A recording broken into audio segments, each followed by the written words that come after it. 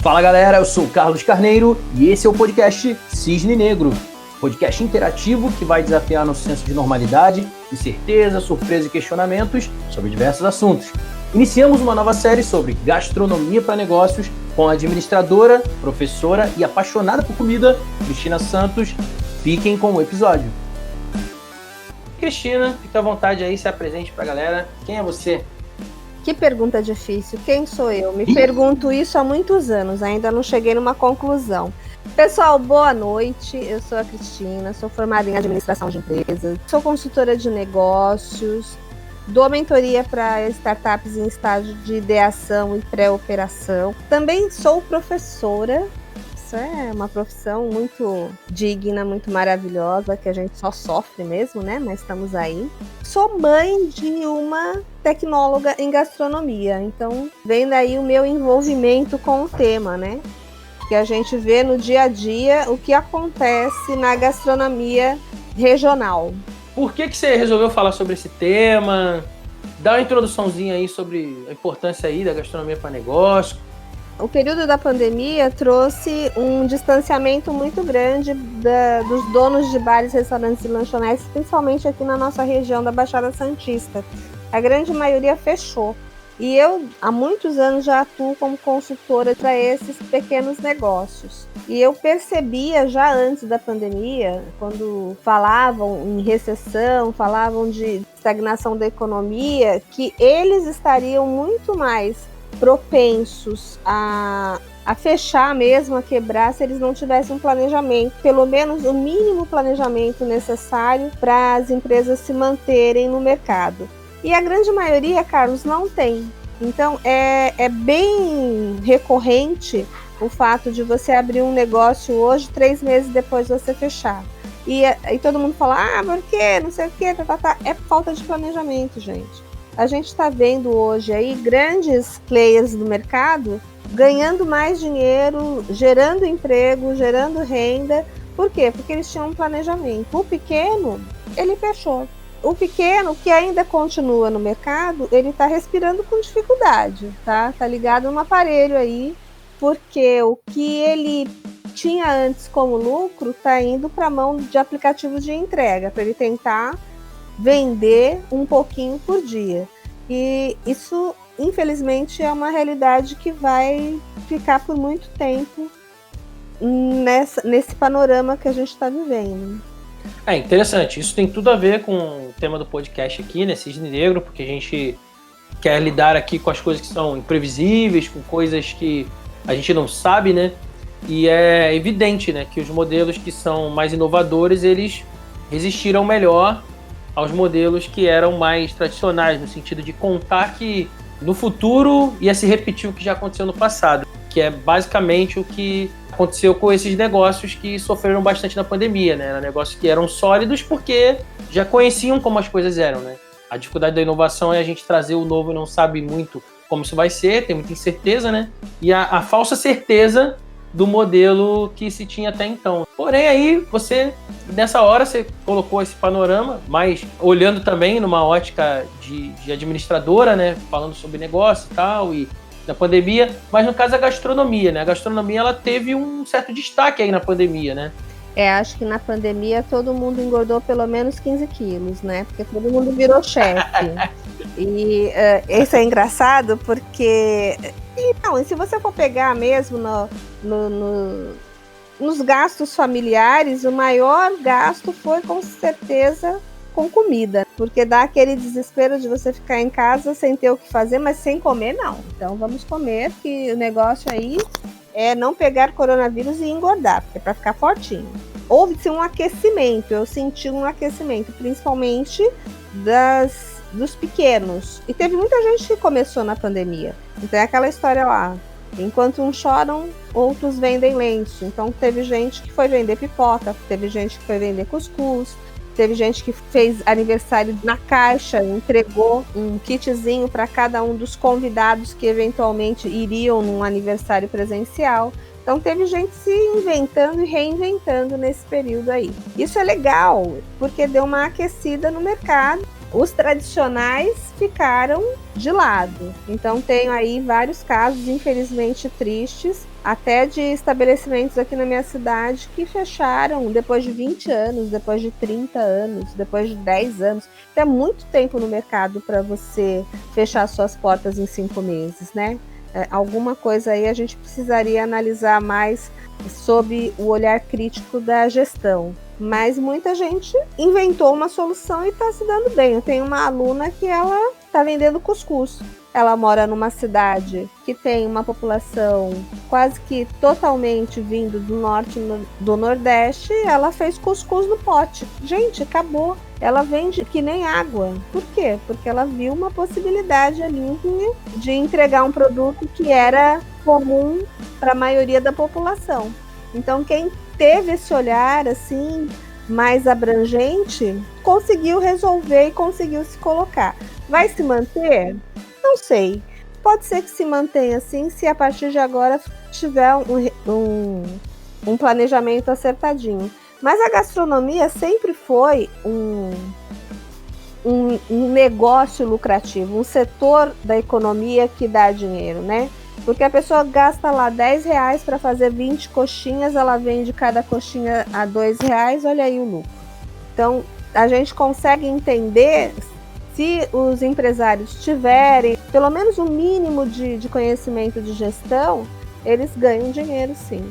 Aí o problema é entender que o que entra dentro da empresa não é do dono, é da empresa, e aí ter todo aquele planejamento financeiro para poder dar certo.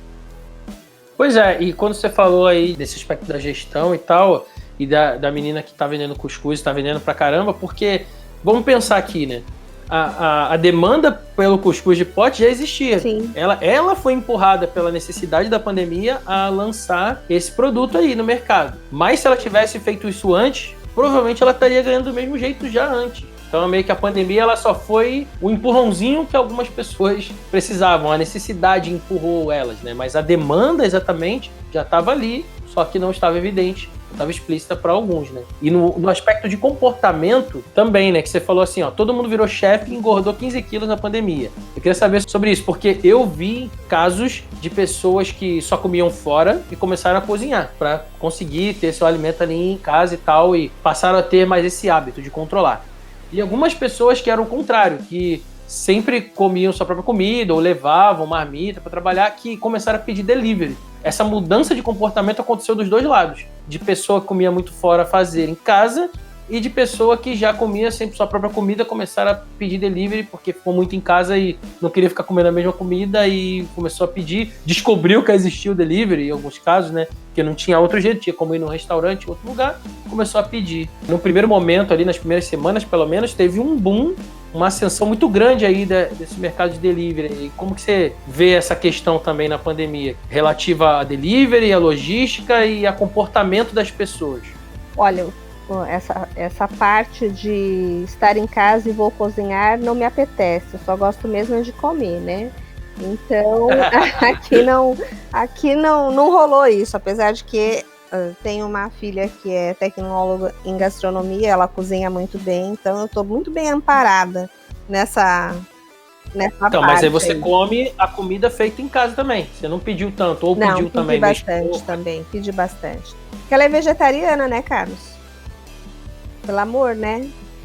E aquele hambúrguer com aquele cheddar derretendo, onde que ela ia fazer para mim? Não fazia, né? Então, eu optei muitas vezes para manter o nosso relacionamento numa base de sanidade, fazer um deliveryzinho aí pelo menos 1 ou 2 vezes por semana, sim. Certo. E no geral, assim, nas pessoas em geral que você convive, conhece, o que você percebeu, assim? Que as pessoas pediam muito, que as pessoas ficaram no meio termo? Como é que foi? Eu vou te falar que eu acho que as pessoas pediram mais delivery, tá? Movimentaram muito esse setor aí. Aqui em Santos, por exemplo, tem o que funciona bastante, né? Tem 2 apps que funcionam bastante, inclusive um de bicicleta aí. Então, se você sair na rua, você vê muita gente de caixinha verde andando de bicicleta fazendo entrega, inclusive meninas, que era uma coisa que eu não via antigamente, hoje eu vejo bastante, e deu uma movimentada boa. Só que Pro lado do comerciante, aquele que não estava preparado, ele achou que fosse a única solução para ele. Já falei isso agora há pouco, mas vou reforçar. Ele achou que a solução fosse entrar num aplicativo de entrega, mas ele não estava preparado para entregar a demanda do aplicativo. Então, muitos deram problema, porque eles acharam assim, eu estou no aplicativo, então eu vou vender a mesma quantidade que eu vendia com a porta aberta. Não é.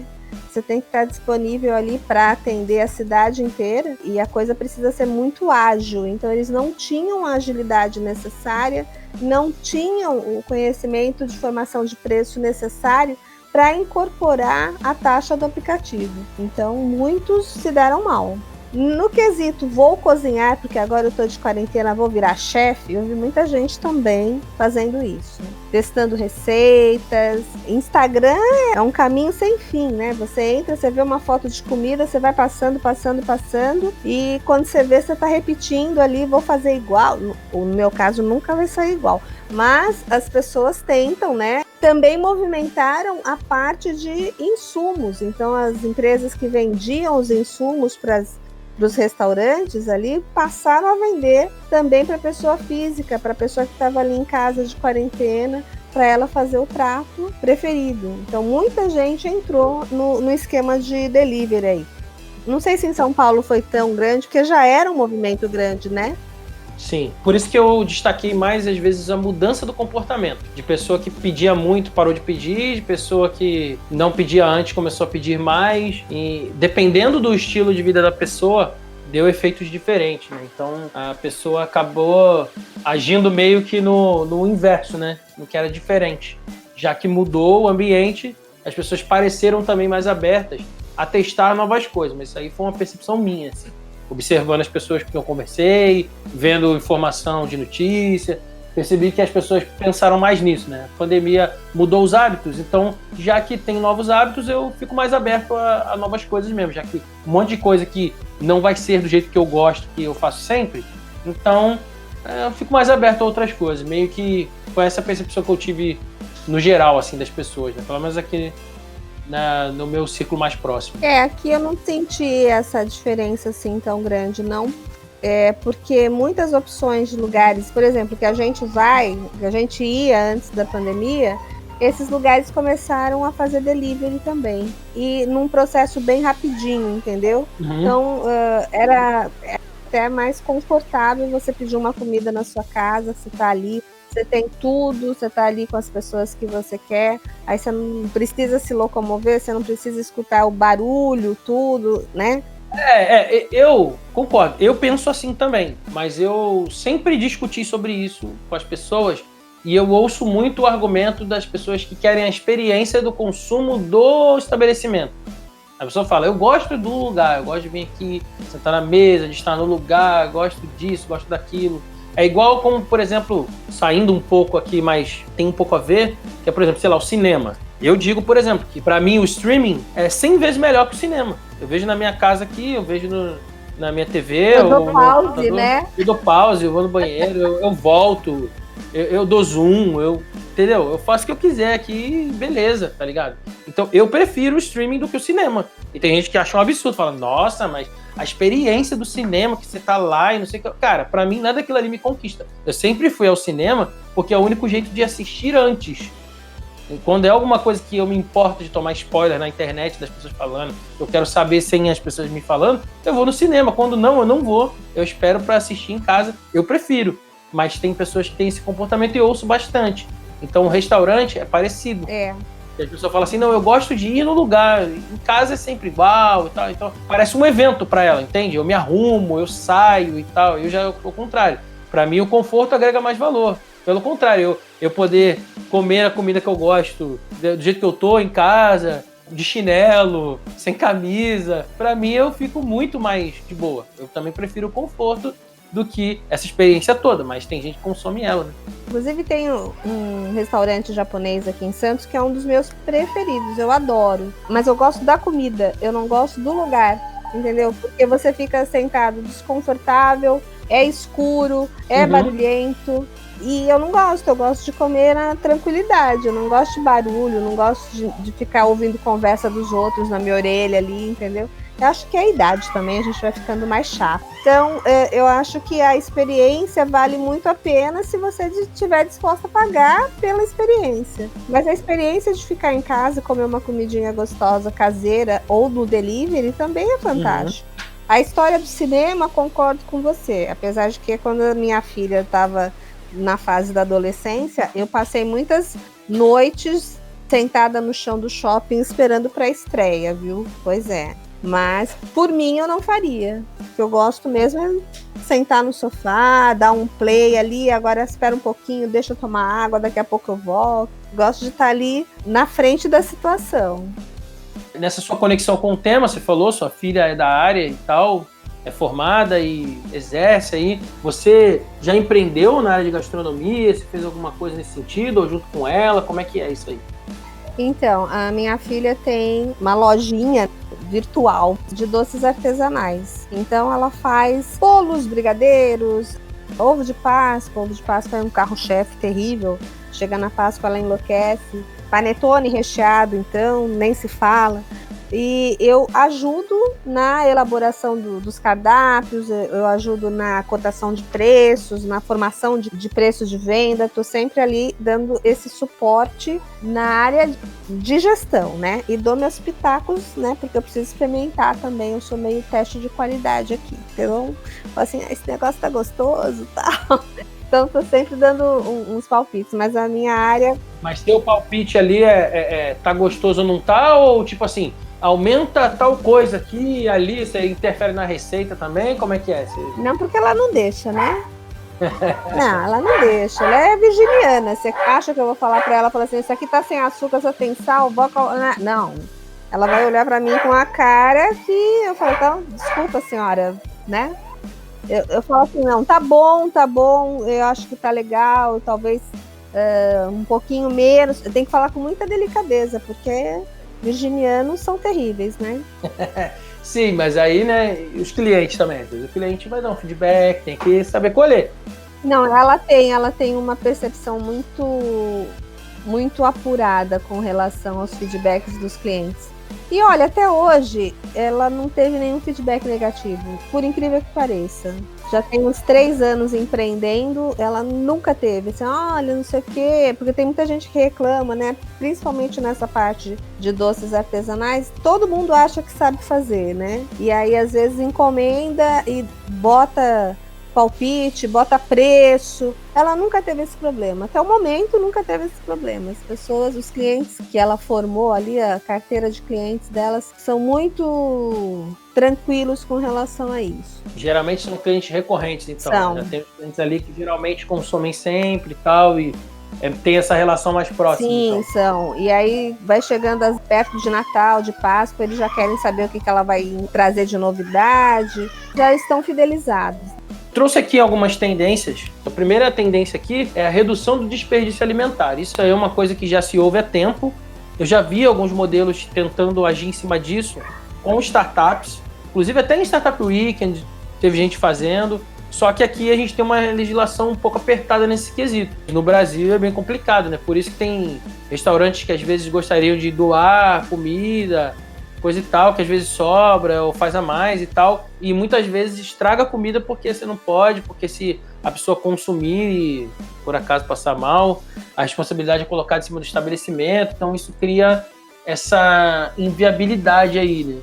Mas não é o único caminho de política de desperdício, tá? Porque às vezes no processo da cadeia de produção de um alimento também tem vários desperdícios que dá para resolver, mas estou destacando aqui especificamente modelos de negócio que tentam reaproveitar, né? Já que já houve o desperdício, como que eu minimizo o desperdício que já aconteceu? No caso, tem alguns também na direção de não deixar acontecer. Queria saber o que vocês acham dessas tendências. Carlos, um tempo atrás eu estava vendo uma startup de Portugal, até nesse quesito aí de não desperdiçar alimentos. Elas fazem o quê? Elas fazem cestas com legumes, frutas, que não são aparentemente bonitos, né? Então, mas eles podem ser consumidos. E elas falaram o seguinte nessa reportagem: as pessoas compram pelo formato da fruta, pela aparência, né? Se tiver um machucadinho, uma corzinha diferente, mesmo o produto estando bom para consumo, elas não compram, porque elas compram pela estética. E em contrapartida, tem gente que não vai comprar pela estética, quer comprar pelo valor nutricional, pelo produto em si, e que não vai se importar em pagar pelo produto, não pela beleza. E elas fazem cestas e vendem a preço de custo para pessoas com uma renda menor. Dessa maneira, elas evitam o desperdício.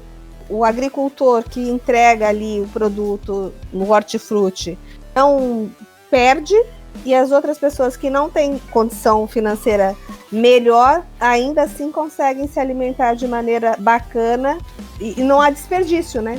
E aqui no Brasil, se você vai na feira, no final de feira ali, gente, metade da barraca foi pro lixo, sabe? E comida que poderia ser aproveitada. E as pessoas têm muito, quando fala assim de reaproveitamento de alimentos, então, fala assim, nossa, a Anvisa, a vigilância sanitária. Gente, é talo, é fruta, é legumes, tá com um amassadinho ali, sabe? Na hora que vira uma sopa, todo mundo come.